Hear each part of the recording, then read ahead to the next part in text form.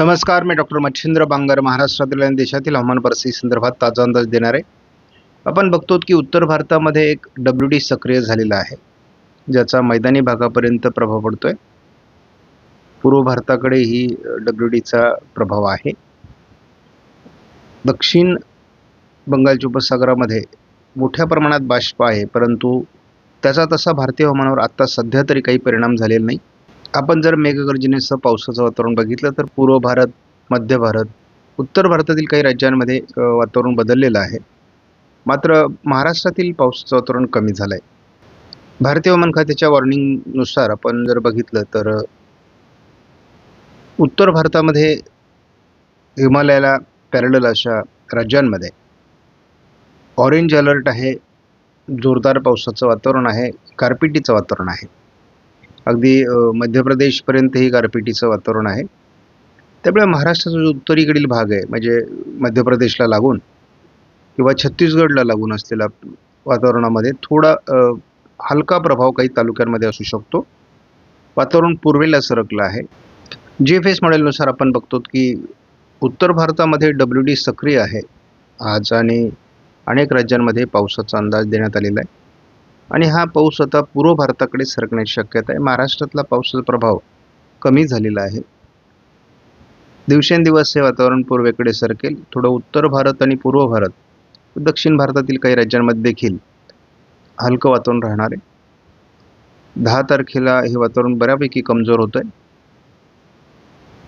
पण 11-12 असं जर वातावरण बघितलं तर हे महाराष्ट्रातील आणि भारतातील अनेक राज्यांमधील पावसाचा प्रभाव कमी होणार आहे. आणि एक गोष्ट लक्षात ठेवा, जेव्हा पाऊस उघडतो म्हटल्यानंतर उष्णतामान वाढणं अपेक्षित आहे. आपण बघितलं की अगदी आजच रायलसीमा, तेलंगणा या ठिकाणी उष्णतामान वाढू लागलंय. हळूहळू महाराष्ट्रावरही उद्यापासून परिणाम करू शकतं. 10 तारखेला विदर्भामध्ये बऱ्यापैकी तापमान वाढू शकतं आणि खरी उष्णतामान जे महाराष्ट्रामध्ये वाढणार आहे ते 11 तारखेपासून वाढणार आहे. मराठवाडा, विदर्भ या ठिकाणी किंवा अगदी राजस्थान, गुजरातपर्यंत त्याचा प्रभाव वाढण्याची शक्यता आहे. पहिली उष्णतेची लाट 12 तारखेला आपल्याला महाराष्ट्रासहित मध्य प्रदेश, गुजरात, राजस्थान, तेलंगणा, रायलसीमा, उत्तर कर्नाटक या भागामध्ये दिसणार आहे. आपण पुढील 5 दिवसाचा जर एकत्रित अंदाज GFS मॉडेलचा बघितला तर आपल्याला थोडं कोकणामध्ये, उत्तरेला, नंदुरबार, धुळ्यामध्ये थोडं पावसाळी वातावरण तयार होईल किंवा ढगाळ वातावरण तयार होईल असं दिसते. केवळ नंदुरबारमध्ये थोडी पावसाची शक्यता आहे, बाकी पावसाची शक्यता नाही. पुढील 5 दिवस आपण जर आयकॉन मॉडेलनुसार अंदाज बघितला तर थोडं नंदुरबार, नाशिक, पालघर या भागात थोडं पावसाळी वातावरण म्हणजे हलका शिडकाव होण्याची शक्यता आहे. आपण AIFS मॉडेल किंवा ECMWF मॉडेलनुसार, ECMWFच्या कुठल्याही मॉडेलनुसार बघितलं तर आपल्याला थोडं पालघर आणि नंदुरबार, नाशिक पश्चिममध्ये वातावरणाची शक्यता या 5 दिवसात दाखवलेली आहे. सध्या आपण बघतो पश्चिमी वाऱ्यांचा प्रभाव आहे. उत्तर भारतात WD सक्रिय होत आहेत. बंगालच्या उपसागरामध्ये अँटी सर्क्युलेशन म्हणजेच हवेचा उच्च दाब आहे. त्यामुळे विशेष अशा प्रकारचं वातावरण नाही आहे. आज नंदुरबारच्या पश्चिमी भागामध्ये, नाशिकच्या थोडा पश्चिमी भागामध्ये थोडं पावसाळी वातावरण असण्याची शक्यता आहे. साधारणपणे आपण ECMWF मॉडेलनुसार हा अंदाज बघतो आणि आज साधारण 9-10 वाजेपर्यंत हे वातावरण आहे. नाशिकच्या उत्तर भागातही त्याचा थोडा प्रभाव आज राहण्याची सकाळी शक्यता आहे. बाकी विशेष प्रभाव महाराष्ट्रामध्ये इतर ठिकाणी राहणार नाही. आपण बघतो की एक हलक्या सिडकव्याची शक्यता नाशिकसह पालघर आणि मुंबईच्या, ठाण्याच्या काही भागामध्ये आहे. हे उद्या सकाळचं वातावरण आहे. त्यानंतर मात्र एवढा प्रभाव राहणार नाही.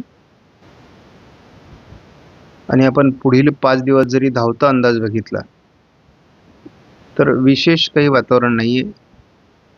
जवळपास 12 तारखेपर्यंत विशेष ढगाळ वातावरण देखील नाही आहे. कोकणामध्ये केवळ ढगाळ परिस्थिती आज GFS मॉडेलने दाखवलेली आहे.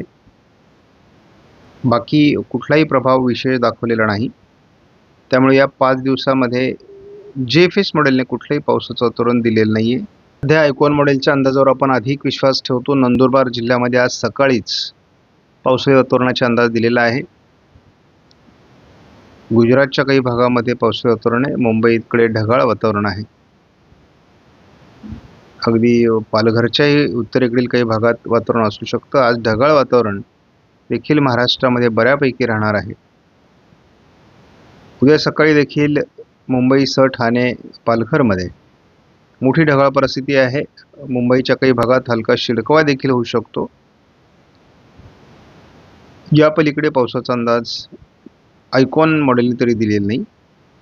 पुढे 5 दिवसामध्ये आपल्याला 12 तारखेपर्यंत तसा विशेष काही अंदाज नाही.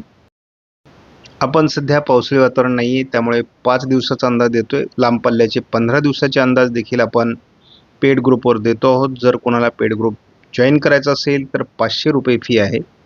ही वन टाईम भरायची आहे लाईव्हमध्ये. आणि आपण शेती माझी प्रयोगशाळा या चॅनलचे लाईव्ह मेंबर होणार आहात.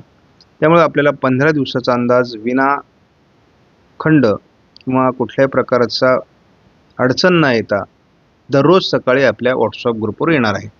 त्यामुळे ज्यांना 15 दिवसाचा अंदाज पाहिजे त्यांनी पेड ग्रुप जॉईन करा.